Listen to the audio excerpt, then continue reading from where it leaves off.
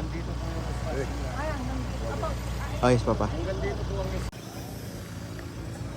May aircon na. Ay, sarado. Siguro may gamit sila dyan. Pwede umakit siguro. Ay, ikaw na lang. Ay, ma. Ito, tingnan ang kwarto. Ito, tatlong kwarto pero maliliit. May banyo din.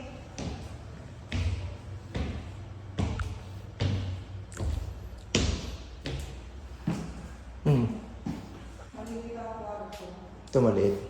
Ang baby room. Hindi kami magpagawa ng ganito sa bahay dun sa kape. Dun sa tabi, ano? Ha?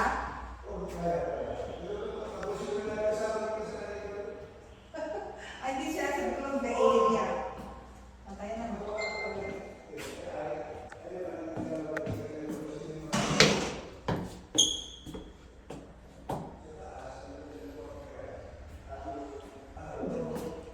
Buta. Tagaan ako. Ito po yung pinaka-master bedroom, and then para sa mga kids, and then ito Basta po meron bedroom. dito. Ako, Oh my God.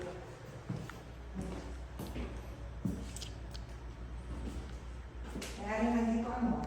Kasi ito pa lang po yung ano na kasi, and then pinapakita po kasi pag may tricking, and then viewing, tapos pag may safe viewing, na pinapakita po namin inaas. tingin buti. Tapos yung pinaka-laundry area niyo po, yan po.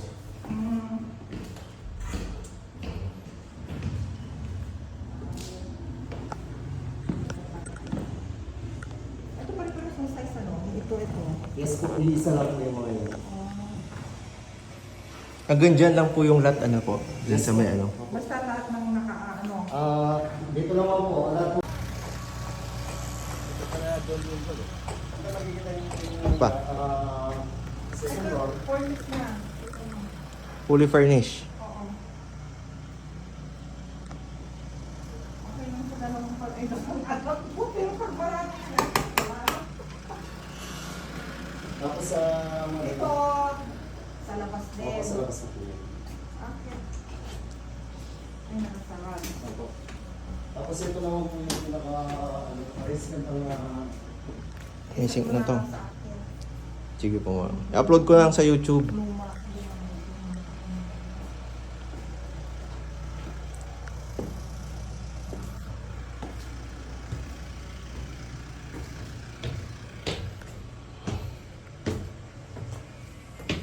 Ayan, so.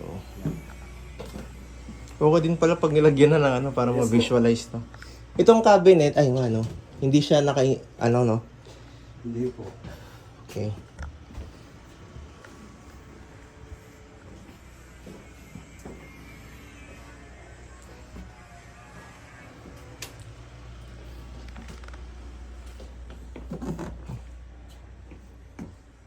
Ganda din.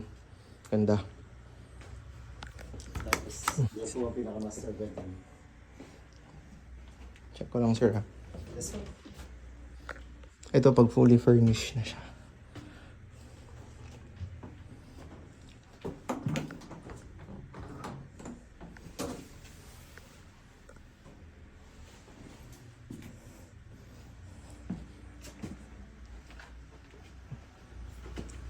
Okay.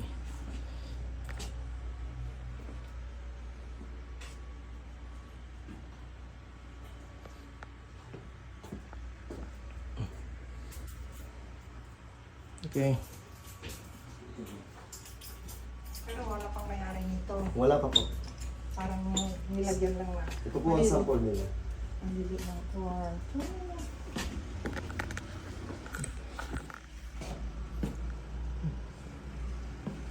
Ayun. Ano ito, may idea ka na doon sa bahay mo. Opo.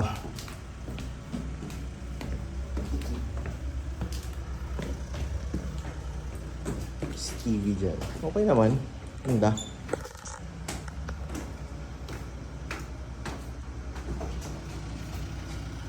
O magkano sir pag ganito? Ay mga pala din. Yan po yung hindi na lang Hindi na lang, sa ano.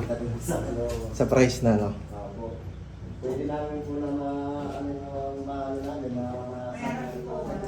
Parang 2 bathrooms, no? Yeah, up and down.